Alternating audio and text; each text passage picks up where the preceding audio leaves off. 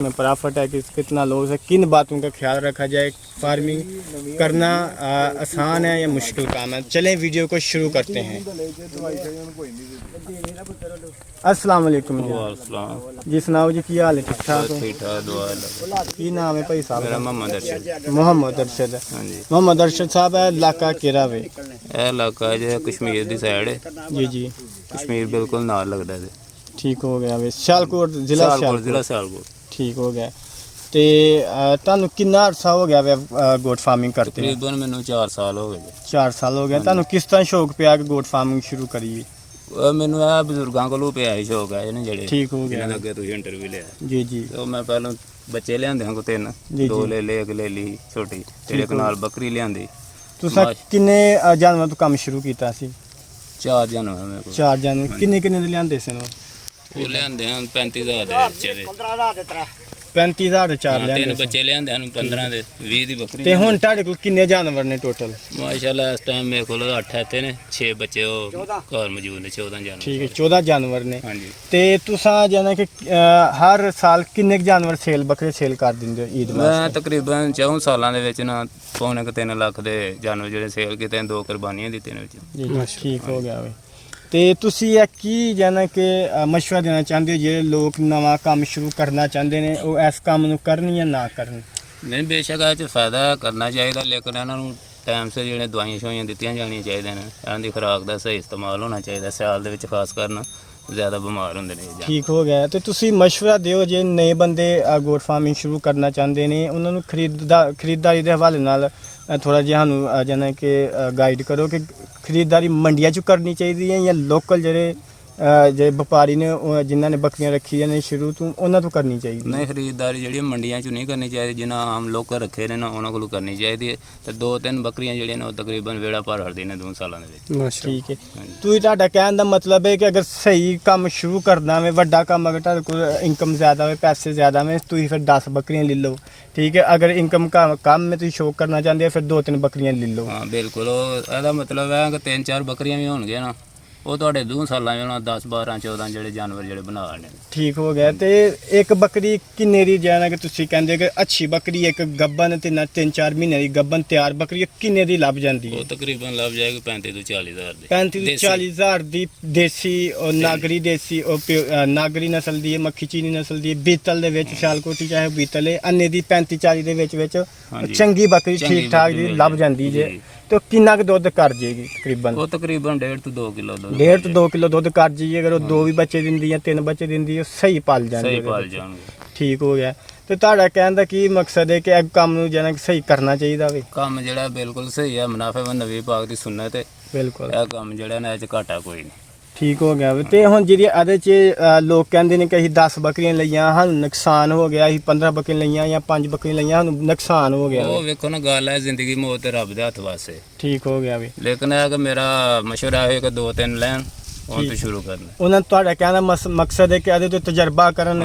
ਤਜਰਬਾ ਜੇ ਤੁਹਾਨੂੰ ਹੋਈਏ, ਫਿਰ ਤੁਸੀਂ 10 ਬੱਕਰੀਆਂ ਵਧਾਓ, 20 ਬੱਕਰੀਆਂ ਵਧਾਓ, ਜਿੰਨੀ ਤੁਹਾਨੂੰ ਤੌਫੀਕ ਹੈ ਤੁਸੀਂ ਉਤਨੀਆਂ ਬੱਕਰੀਆਂ ਵਧਾ ਕੇ ਕੰਮ ਜਾਰੀ ਕਰ ਸਕਦੇ ਹੋ। ਠੀਕ ਹੋ ਗਿਆ। ਤੇ ਬੱਕਰੀਆਂ ਨੂੰ ਤੁਸੀਂ ਕੀ ਕਹਿੰਦੇ ਹੋ ਕਿ ਕੁਝ ਲੋਕ ਹੁੰਦੇ ਨੇ ਉਹ ਕਹਿੰਦੇ ਨੇ ਕਿ ਜਿਸ ਤਰ੍ਹਾਂ ਬਾਹਰ ਦੇ ਮੁਲਕਾਂ ਵਿੱਚ ਚੜਾਈ ਹਾਨੀ ਹੈ। ਠੀਕ ਹੈ।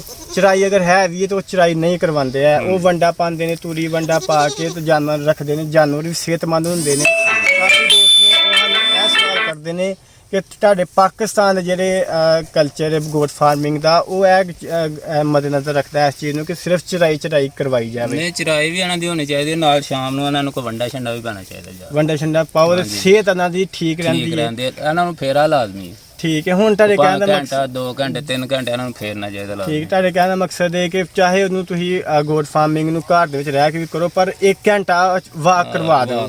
ਵਾਕ ਜਿਹੜਾ ਬਾਹਰ ਫਿਰ ਤੁਰ ਕੇ ਜੜੀ ਬੂਟੀਆਂ ਸੋ ਮੂੰਹ ਮਾਰਨ, ਅਗਰ ਨਾ ਵੀ ਮਾਰਨ ਚਲ ਤੁਰ ਫਿਰ ਕੇ ਜਿਹੜਾ ਵੰਡਾ ਖਾਦਾ ਉਹ ਹਜ਼ਮ ਕਰ ਲੈਣ। ਠੀਕ ਹੋ ਗਿਆ ਵੇ। ਤੇ ਤੁਸੀਂ ਜਾਨਾ ਕਿ ਮੈਨੂੰ ਇਹ ਦੱਸੋ, ਇਹਨਾਂ ਬਿਮਾਰੀਆਂ ਦੇ ਹਵਾਲੇ ਨਾਲ ਤੁਹਾਨੂੰ ਕਿੰਨਾ ਚੀਜ਼ਾਂ ਦਾ ਜਿਵੇਂ ਕਿ ਪਰੇਸ਼ਾਨੀ ਹੁੰਦੀ ਹੈ?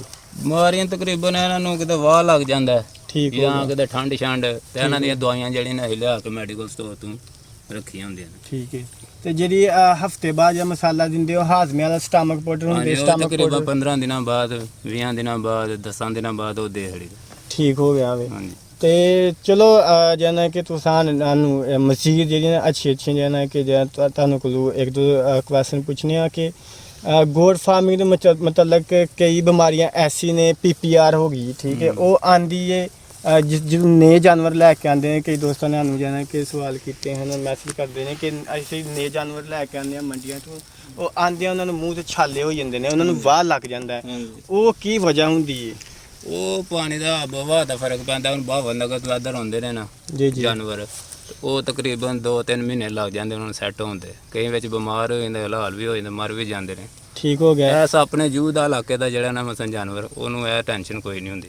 ਠੀਕ ਹੋ ਗਿਆ। ਅਗਰ ਤੁਸੀਂ ਤੁਹਾਡੇ ਕਹਿਣ ਦਾ ਮਕਸਦ ਇਹ ਹੈ ਕਿ ਤੁਸੀਂ ਅਗਰ ਜਿਹੜੀ ਵੀ ਤੁਹਾਡੇ ਇਲਾਕੇ 'ਚ ਬਰੀਡ ਨਸਲ ਹੈ ਉਹਦੇ ਉੱਤੇ ਤੁਸੀਂ ਕੰਮ ਸਟਾਰਟ ਕਰੋ, ਜੇ ਉਹਦੇ 'ਚ ਤੁਸੀਂ ਕਾਰੀਗਰ ਹੋਈਓ ਸਹੀ ਜਾਨਾ ਕਿ ਤੁਹਾਨੂੰ ਪਤਾ ਚੱਲ ਜੇ ਹਰ ਇੱਕ ਚੀਜ਼ ਦਾ, ਫਿਰ ਤੁਸੀਂ ਬਾਹਰੋਂ ਵੀ ਅਗਰ ਜਾਨਵਰ ਲੈ ਕੇ ਆਉਂਦੇ ਤੁਸੀਂ ਉਹਨੂੰ ਸਾਂਭਣ ਜੋਗਾ ਹੋ ਜਾਂਦੇ ਹੋ। ਹਾਂ ਬਿਲਕੁਲ ਠੀਕ ਹੋ ਗਿਆ। ਅਗਰ ਤੁਸੀਂ ਤੁਹਾਡੇ ਕੀ ਖਿਆਲ ਹੈ ਕਿ ਅਗਰ ਬਾਹਰੋਂ ਲੈ ਕੇ ਆਈਏ ਜਾਨਵਰ, ਉਹਨੂੰ ਪਾਣੀ ਲਾ ਕੇ ਹੋ ਜਾਂਦਾ ਵੇ, ਤੇ ਕਿੰਨੇ ਕੁ ਦਿਨਾਂ ਬਾਅਦ ਉਹਦਾ ਪਾਣੀ ਲਾ ਕੇ ਸਹੀ ਹੋ ਜਾਂਦਾ ਵੇ? ਕਮ ਸੇ ਕਮ 10 ਤੋਂ 15 ਦਿਨ ਤੁਹਾਨੂੰ ਲੱਗਣੇ ਨੇ ਸੈੱਟ। 10-15 ਦਿਨ ਲੱਗ ਜਾਂਦੇ ਨੇ ਪਾਣੀ ਲਾ ਕੇ ਸਹੀ। ਕਈ ਦੋਸਤ ਹੁੰਦੇ ਨੇ ਪਾਣੀ ਲੈ ਕੇ ਆਉਂਦੇ ਨੇ, ਉਹਨੂੰ ਜਾਨਵਰ ਨੂੰ ਪਾਣੀ ਲਾਗ ਹੋ ਜਾਂਦਾ ਨੇ, ਘਬਰਾ ਕੇ ਕਸਾਈਆਂ ਨੂੰ ਵੇਚ ਦਿੰਦੇ ਨੇ।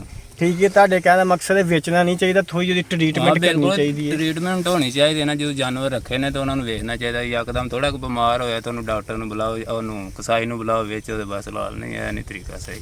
ਪਹਿਲਾਂ ਉਹਦਾ ਸੂਰਤ ਹਾਲ ਵੇਖਣ, ਉਹਨੂੰ ਦਵਾਵਾਂ ਸ਼ਾਵਾਂ ਦੇਣ, ਜੇ ਨਾ ਸਹੀ ਹੋਵੇ ਫਿਰ ਅੱਛਾ, ਇਹ ਦੱਸਿਆ ਜੀ ਜਿਹੜੀ ਸਿਆਲਕੋਟੀ ਨਸਲ ਦੀ ਬੱਕਰੀ ਹੈ, ਹਾਂਜੀ, ਇਹ ਮਤਲਬ ਇਹ ਮਕਾਮੀ ਉਥੋਂ ਦੀ ਬਰੀਡ ਹੈ ਕਿ ਜਾਂ ਕਿਸੇ ਹੋਰ ਇਲਾਕੇ ਤੋਂ ਲੈਂਦੀ ਗਈ? ਅੱਛਾ, ਇੱਕ ਸਪੈਸ਼ਲ ਕਲਰ ਹੈ। ਠੀਕ ਹੈ। ਅੱਛਾ, ਕਿੰਨੇ ਕੁ ਬੱਚੇ ਦੇ ਦਿੰਦੀ ਹੈ ਇੱਕ ਸੂਏ 'ਚ? ਇਹ ਜਿਹੜੀ ਦੇਸੀ ਬੱਕਰੀਆਂ ਨੇ ਸਾਡੇ ਕੋਲ, ਇਹ ਤਕਰੀਬਨ 2 ਜਾਂ 3, 1 2 3। ਜਿਹੜੀ ਟੈਡੀ ਨਸਲ ਦੀ ਉਹ 3-3 4-4 ਵੀ ਦਿੰਦੀ ਹੈ। ਸਹੀ ਹੈ। ਲੇਕਿਨ ਸਾਡੇ ਕੋਲ ਸਾਰਾ ਦੇਸੀ ਮਾਲ।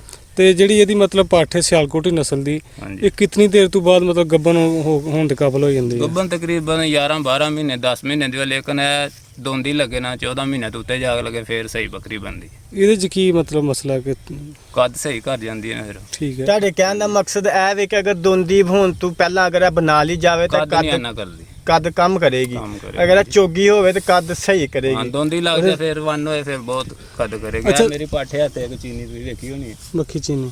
ਮੱਖੀ ਤੇ ਚੀਨੀ ਚਲੋ ਉਹ ਤੁਹਾਡੇ ਕੋਲ ਸਾਹਮਣੇ। ਜਿਹੜੇ ਨੇ ਕਿ ਹੁਣ 2-3 ਜਾਨਵਰ ਜੇ ਤੁਸੀਂ ਰੱਖੇ ਦੇ ਨੇ ਅੱਛੇ ਖੂਬਸੂਰਤ, ਉਹ ਤੁਹਾਨੂੰ ਜਿਹੜਾ ਨਾ ਕਿ ਦੋਸਤਾਂ ਨੂੰ ਵਿਖਾਉਂਦੇ ਆ। ਤੇ ਆਓ ਸਾਡੇ ਨਾਲ ਆਪਣੇ ਜਾਨਵਰ ਨੇ ਇੱਕ ਦੋ ਬੱਕਰੀ ਤੁਹਾਨੂੰ ਵਿਖਾਓ। चलें जी।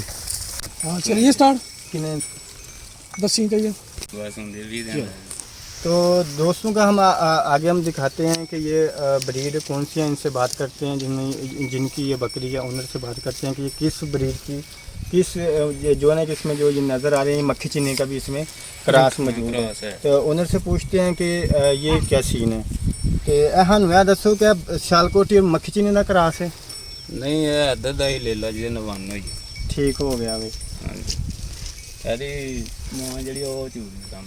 ठीक है, वो भी मक्खी चीनी हाँ है। जी, ਤੇ ਜਾਨਾ ਕਿ ਪਿੱਛੋਂ ਕਿਤੇ ਜਾਨਾ ਕਿ ਸਾਲ ਉਹਦੀ ਮੱਖੀ ਚੀਨੀ ਦੀ ਇਹਦੇ ਚ ਹੈ ਨਹੀਂ। ਨਹੀਂ ਉਹ ਲੇਲਾ ਜਿਹੜਾ ਹੈ ਨਾ ਉਹ ਵੀ ਮੱਖੀ ਚੀਨਾ ਹੈ। ਠੀਕ ਹੈ, ਜਿਹੜੀ ਇਹਦੀ ਮਾਂ ਨੂੰ ਕਰਾਸ ਮੱਖੀ ਹਾਂਜੀ, ਚੀਨਾ ਹੀ। ਮੱਖੀ ਠੀਕ ਹੈ, ਚੀਨਾ। ਉਸ ਤੋਂ ਬਾਅਦ ਇਹ ਵੀ। ਤੇ ਇਹ ਹੁਣ ਕਾਹਦੇ ਤੋਂ ਕਰਾਸ ਹੋਈ ਦੀ ਹੈ, ਕਿਸ ਬੱਕਰੇ ਤੋਂ ਕਰਾਸ ਹੋਈ ਹੈ? ਇਹ ਵੀ ਮੱਖੀ ਚੀਨਾ ਇਹ ਹੈ ਵੀ ਤੇ ਮੱਖੀ ਬਲਾਗਰਪੁਰ ਦਾ ਹੀ ਬੱਕਰਾ ਤੋਂ। ਮੱਖੀ ਚੀਨੇ ਕਰਾਸ ਹੋਈ ਦੀ ਹੈ। ਤੇ ਤੁਸੀਂ ਕੀ ਆਂਦੇ ਕਿ ਕਿਦੋਂ ਜਦੋਂ ਦੋ ਦੰਦ ਹੋਈ ਸੀ ਉਦੋਂ ਇਹ ਕਰਾਸ ਕਰਵਾਈ ਸੀ? ਹਾਂਜੀ, ਦੋਂਦੀ ਲੱਗੀ ਆ 14 ਮਹੀਨੇ ਤੋਂ ਬਾਅਦ ਹੋਈ ਜਾ 15 ਤੇ ਸਾਲ। ਹੁਣ ਇਹ ਕਿੰਨੇ ਦੰਦ ਹੋ ਗਈ ਹੈ? ਦੋਂਦੀ ਹਲੇ ਚੋਗੀ ਨਹੀਂ ਲੱਗੀ। ਠੀਕ ਹੈ। बड़ा प्यारा नकोड़ा ਤੇ है। ਇਹ ਹੁਣ ਕਿੰਨੇ ਮਹੀਨਿਆਂ ਦੀ ਗੱਭਣ ਹੋ ਗਈ ਹੈ ਤਕਰੀਬਨ? ਇਹ ਤਕਰੀਬਨ ਹੋ ਗਏ ਨੇ ਇਹਨੂੰ 4 ਮਹੀਨੇ ਤੇ 10 ਦਿਨ। 10 ਦਿਨ। ਤੇ ਤੁਹਾਡੇ ਕਹਿਣ ਦਾ ਮਕਸਦ ਹੈ ਕੋਈ 20-25 ਦਿਨ ਹੋਰ ਲੇਗੀ ਤੇ ਹਾਂਜੀ, ਫਿਰ 1 ਦਿਨ ਤਕਰੀਬਨ। ਤੁਹਾਨੂੰ ਕੀ ਲੱਗਦਾ ਕਿ ਦੋ ਬੱਚੇ ਰਹੇਗੇ ਇਨਸ਼ਾਅੱਲਾ? ਇਹ ਤਾਂ ਰੱਬ ਦੇ ਕੰਮਾਂ ਦਾ ਪਤਾ, ਕੋਈ ਨਹੀਂ ਪਰ ਹਲੇ ਇੱਕ ਵੀ ਦੇੜ ਸਹੀ ਹੁਣ। ਅੱਛਾ ਸਰ, ਇਹ ਦੱਸੋ ਕਿ ਅਗਰ ਇੱਕ ਮਤਲਬ ਗੱਬਣ ਪੱਠ ਜਿਹੜੀ ਐ ਸਹੀ ਦੇ ਵਿੱਚ ਕਿੰਨੇ ਕੁ ਦੀ ਵੇਚ ਦਿਓਗੇ? ਇਹ ਉਹਦੀ ਪਾਠੇ ਦਾ ਨਸਲ ਦਾ ਫਰਕ ਹੁੰਦਾ ਨਾ। ਹੁਣ ਵੇਖੋ ਨਾ ਇਹਦਾ ਨਕੋੜਾ ਕੰਨ ਵੇਖੋ, ਹਰ ਲਿਹਾਜ਼ ਨਾਲ ਹਾਂਜੀ ਇਹਦਾ ਮਾਸ਼ਾਅੱਲਾ ਬਹੁਤ ਖੂਬਸੂਰਤ ਖੂਬਸੂਰਤ ਹੈ ਜੀ।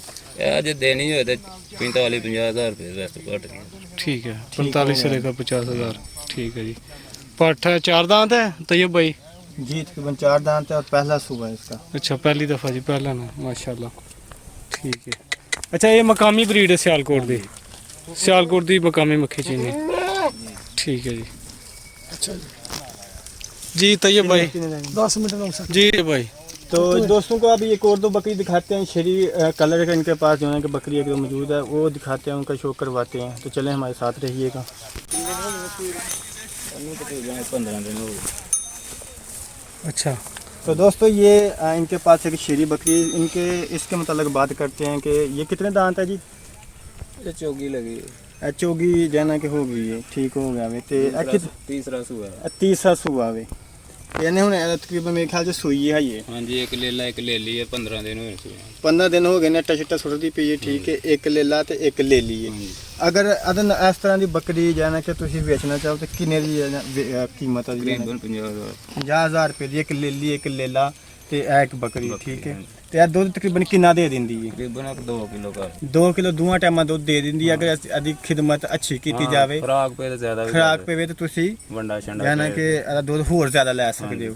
ਤੇ ਇਸ ਤਰ੍ਹਾਂ ਦੀ ਤੁਸੀਂ ਕੀ ਕਹਿੰਦੇ ਕਿ ਇਸ ਤਰ੍ਹਾਂ ਦੀ ਇੱਕ ਬੱਕਰੀ ਹੋਵੇ ਹਰ ਬੰਦੇ ਕੋਲ, ਜਾਨਾ ਕਿ ਉਹ ਘਰ 'ਚ ਰੱਖੇ ਤੇ ਉਹਦੇ ਕੋਲ ਇੱਕ ਬੱਕਰੀ ਵੀ ਅਗੂ ਬੱਚੇ ਦੇਵੇ। ਬੱਕਰੇ ਕਦੀ ਆ ਗਏ ਕਦੀ ਬੱਕਰੀ ਆ ਗਈ ਕਿ ਉਹਦੀ ਘਰ ਦੀ ਕੁਰਬਾਨੀ ਹੈ ਜਿਹੜੀ ਕੁਰਬਾਨੀ ਵੀ ਹੋ ਉਹ ਜਾਂਦੀ, free ਹੈ। ਨਸਲ ਵੀ ਟੁਰ ਪੈਂਦੀ ਹੈ। ਉਹ ਨਸਲ ਵੀ ਤੁਰ ਪੈਂਦੀ ਏ ਤੇ ਘਰ ਦੀ ਕੁਰਬਾਨੀ ਵੀ ਫਰੀ ਹੋ ਜਾਂਦੀ। ਇੱਕ ਬੱਕਰੀ ਨੂੰ ਸੰਭਾਲਣਾ ਕੋਈ ਮੁਸ਼ਕਲ ਕੰਮ ਨਹੀਂ ਹੈ। ਕਿਸੇ ਵੀ ਘਰ ਦੇ ਕੋਨੇ 'ਚ, ਕਿਸੇ ਵੀ ਡੇਰੇ ਤੇ, ਕਿਸੇ ਵੀ ਸਾਈਡ ਤੁਸੀਂ ਉਹਨੂੰ ਸਬਜ਼ੀਆਂ ਦਾ ਬਚਿਆ ਛਿਲਕਾ ਵਗੈਰਾ ਪਾ ਦਿਓਗੇ, ਵੰਡੇ ਵਗੈਰਾ ਪਾ ਦਿਓਗੇ, ਇੱਕ ਬੱਕਰੀ ਆਰਾਮ ਨਾਲ ਜਾਨਾ ਕਿ ਉਹ ਜਾਨਾ ਕਿ ਗੁਜ਼ਾਰਾ ਕਰ ਲੇਗੀ ਆਪਣੀ। ਹਾਂਜੀ ਠੀਕ ਹੈ ਜੀ, ਸੌਖੀ ਵੀ ਰਹੇਗੀ, ਦੁੱਧ ਵੀ ਅੱਛਾ ਦੇਗੀ ਤੇ ਹਰ ਸਾਲ ਤੁਹਾਨੂੰ ਇੱਕ ਬੱਚਾ 2 ਬੱਚੇ ਦੇਗੀ। ਇੱਕ ਬੱਚਾ ਤੁਸੀਂ ਸੇਲ ਕਰ ਸਕਦੇ ਹੋ, ਠੀਕ ਹੈ, ਤੇ ਇੱਕ ਬੱਚਾ ਕੁਰਬਾਨੀ ਦੇ ਸਕਦੇ ਹੋ। ਤੇ ਤੁਹਾਨੂੰ ਚਲਾ ਕੇ ਵੀ ਦਿਖਾਣੇ ਆ।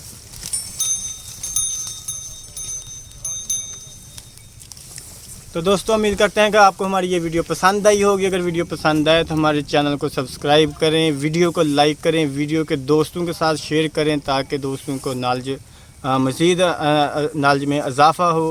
वीडियो को बर वक्त देखने के लिए बेल के आइकन को प्रेस कर ले ताकि आपको बर वक्त वीडियो हासिल हो सके। तैयब नूर को दीजिए इजाज़त। अल्लाह हाफ़िज़। अल्लाह निगहबान।